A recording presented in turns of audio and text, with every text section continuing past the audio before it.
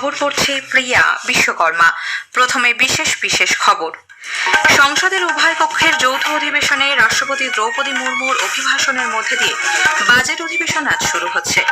প্রধানমন্ত্রী নরেন্দ্র মোদী আজ নতুন দিল্লির ক্যারিয়াপ্পা প্যারেড গ্রাউন্ডে জাতীয় সমর শিক্ষার্থী বাহিনীর বার্ষিক NCCPM র্যালিতে ভাষণ দেবেন।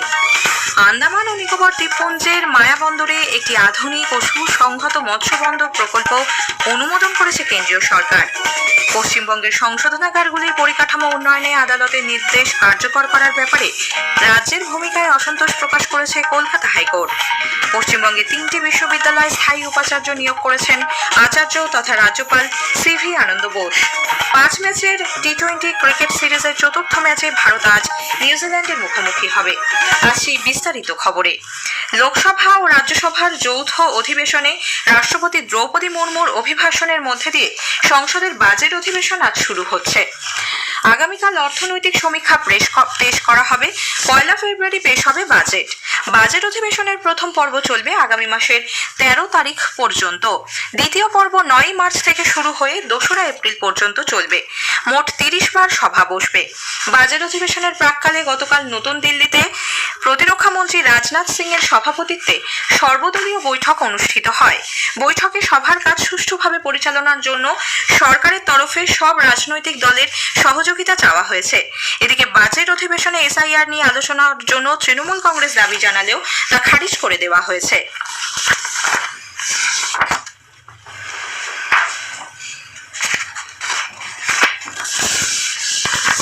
প্রধানমন্ত্রী নরেন্দ্র মোদী আজ নতুন দিল্লির ক্যারিয়াপ্পা প্যারেড গ্রাউন্ডে জাতীয় সমর শিক্ষার্থী বাহিনীর বার্ষিক NCCPM র্যালিতে ভাষণ দেবেন। এবছর র্যালির মূল ভাবনা রাষ্ট্র প্রথম ও কর্তব্যনিষ্ঠ যুব প্রজন্ম। প্রধানমন্ত্রীর দপ্তরের তরফে এক বিবৃতিতে জানানো হয়েছে, যুবদের মধ্যে কর্তব্য ও শৃঙ্খলা বোধ এবং জাতীয় অঙ্গীকারের চেতনা প্রতিফলিত হয় এই র্যালির মাধ্যমে। NCC সাধারণতন্ত্র দিবসের 1 মাসব্যাপী শিবিরের সমাপ্তি উপলক্ষে এই কর্মসূচি। দেশজুড়ে 2400 বেশি NCC ক্যাডেট এতে অংশ নিচ্ছেন। আন্দামান ও নিকোবর দ্বীপপুঞ্জের মায়াবন্দরে একটি আধুনিক ও সুসংহত মৎস্য বন্দর প্রকল্প অনুমোদন করেছে সরকার। এর জন্য খরচ হবে 200 কোটি টাকা। প্রধানমন্ত্রী মৎস্য সম্পদ যোজনার আওতায় এই প্রকল্পের কাজ হবে। এই বন্দরে 430টি মাছ ধরার জাহাজের নোঙরের সংস্থান রয়েছে। এই প্রকল্প মাছ ধরার সুস্থায়ী ব্যবস্থাপনা, নিরাপত্তা, ডিজিটাল ট্র্যাকিং ইত্যাদির পাশাপাশি কর্মসংস্থান এবং মৎস্যজীবীদের আয় বাড়াতে সহায়তা করবে। 2030-31 মধ্যে 1 লক্ষ কোটি টাকার সি ফুড রপ্তানির লক্ষ্যমাত্রা অর্জনেও এই প্রকল্প বিশেষ সহায়ক হবে বলে মনে করা হচ্ছে। ভারতের রিজার্ভ ব্যাংক ও ইউরোপীয় নিরাপত্তা এবং বাজার কর্তৃপক্ষ ESMA পারস্পরিক সহযোগিতা ও তথ্য বিনিময় ব্যবস্থা শক্তিশালী করার লক্ষ্যে একটি সমঝোতা স্মারকপত্র স্বাক্ষর করেছে। RBI জানিয়েছে, এই চুক্তির ফলে ESMA RBI এর নিয়ন্ত্রক পর্যবেক্ষণের উপর নির্ভর করতে পারবে। পাশাপাশি ইউরোপীয় ইউনিয়নের আর্থিক স্থিতিশীলতাও বজায় রাখা সম্ভব হবে। ESMA জানিয়েছে, এই চুক্তি আন্তর্জাতিক স্তরে পর্যবেক্ষণ ব্যবস্থা ক্ষেত্রে সহযোগিতা আরও মজবুত করবে।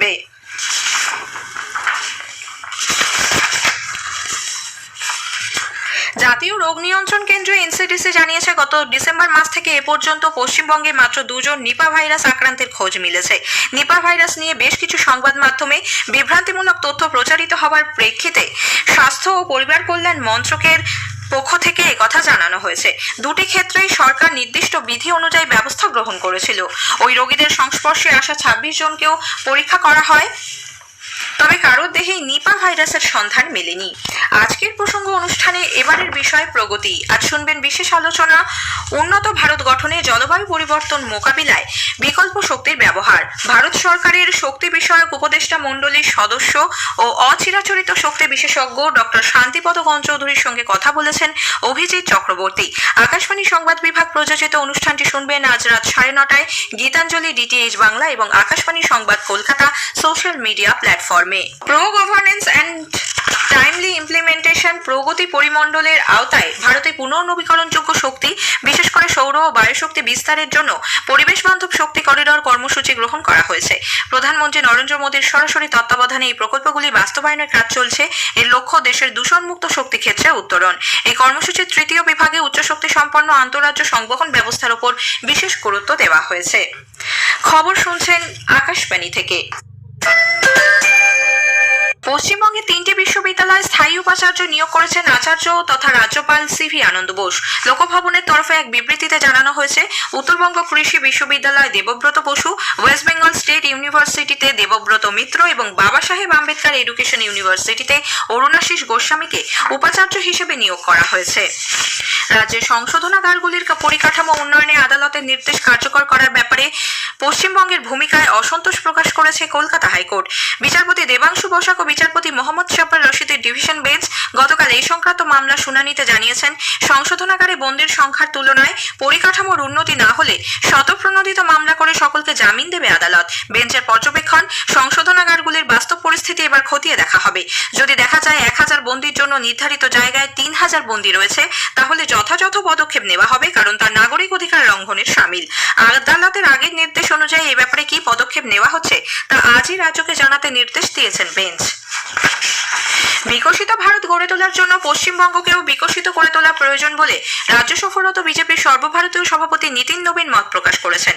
পশ্চিম বর্ধমানের দুর্গাপুরের চিত্রালয় ময়দানে গতকাল কমল মেলার সূচনার পর স্বামী বিবেকানন্দের বাণী উদ্ধৃত করে তিনি বিকশিত বাংলা গঠনে যুব সম্প্রদায়কে এগিয়ে আসার আহ্বান জানান।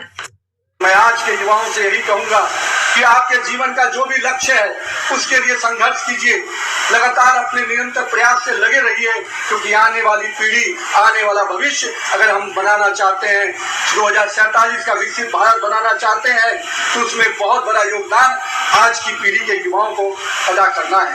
इसलिए मैं युवाओं से कहूंगा कि आइए इस विकसित भारत बनाने में, इस विकसित बंगाल बनाने में आप अपना पूरा योगदान दीजिए।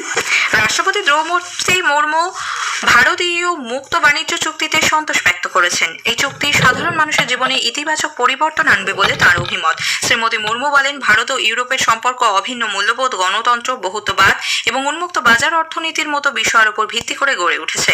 গতকাল রাষ্ট্রপতি ভবনে ইউরোপীয় কাউন্সিলের সভাপতি আন্তোনিও কোস্তা এবং ইউরোপীয় কমিশনের সভাপতি উর্সুলা ফন ডার লিয়েনের সম্মানে আয়োজিত নৈশভোজে তিনি বলেন, অর্থনৈতিক সহযোগিতা ভারত ইউরোপীয় ইউনিয়নের সম্পর্কের একটি গুরুত্বপূর্ণ স্তম্ভ। বস্ত্র মন্ত্রক জানিয়েছে, ভারত ইউ মুক্ত বাণিজ্য চুক্তি দেশের বস্ত্র ক্ষেত্রে রূপান্তর আনবে। পোশাক রপ্তানি ক্ষেত্রে ইউরোপীয় ইউনিয়ন ভারতের দ্বিতীয় বৃহত্তম গন্তব্য। গত 5 বছরে এক্ষেত্রে ইতিবাচক অগ্রগতি লক্ষ্য করা গেছে বলে মন্ত্রক জানিয়েছে। মার্কিন প্রেসিডেন্ট ডোনাল্ড ট্রাম্প মিনিয়াপোলিস থেকে সীমান্ত টহলে নিযুক্ত আধিকারিক গ্রেগরি বোভিনো এবং বেশ কয়েকজন এজেন্টকে প্রত্যাহারের দাবি প্রত্যাখ্যান করেছেন। তিনি এটিকে একটি রুটিন পরিবর্তন হিসেবে উল্লেখ করেছেন।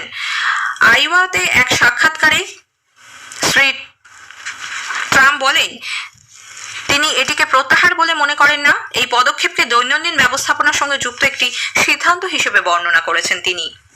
আসামের বারপেটা জেলার চিঙ্গা এলাকার কাছে ব্রহ্মপুত্র নদে গতকাল নৌকাডুবির ঘটনায় একই পরিবারের 6 জন নিখোঁজ, এর মধ্যে 4 জন শিশু। 27 জন যাত্রী রাহামপুর থেকে বারহোলা 4 এলাকায় একটি বিয়ের অনুষ্ঠানে যোগ দিতে যাচ্ছিলেন। এশিয়ার বৃহত্তম অসামরিক উড়ান চলাচল বিষয়ক অনুষ্ঠান উইংস ইন্ডিয়া আজ হায়দ্রাবাদের বেগমপেট বিমানবন্দরে শুরু হচ্ছে। 4 দিনব্যাপী এই অনুষ্ঠানে ভারতের বিমান চলাচল ক্ষেত্রের উত্থান ও সেই সঙ্গে বিশ্বের উড়ানের ভবিষ্যৎকে তুলে ধরা হবে। 5 ম্যাচের টি20 সিরিজের 4র্থ ম্যাচে ভারত আজ নিউজিল্যান্ডের মুখোমুখি হবে। বিশাখাপত্তনমে খেলা শুরু হবে 7টায়।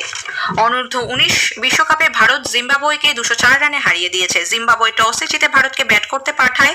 ভারত নির্ধারিত 50 ওভারে 8 উইকেটে 352 রান করে। শেষ করার আগে খবরের বিশেষ কিছু অংশ আরও একবার। সংসদের উভয় কক্ষের যৌথ অধিবেশনে রাষ্ট্রপতি দ্রৌপদী মুর্মুর অভিভাষণের মধ্যে দিয়ে বাজেট অধিবেশন আজ শুরু হচ্ছে। প্রধানমন্ত্রী নরেন্দ্র মোদী আজ নতুন দিল্লির ক্যারিয়াপা প্যারেড গ্রাউন্ডে জাতীয় সমর শিক্ষার্থী বাহিনীর বার্ষিক এনসিসি পিএম র্যালিতে ভাষণ দেবেন। খবর শেষ হলো।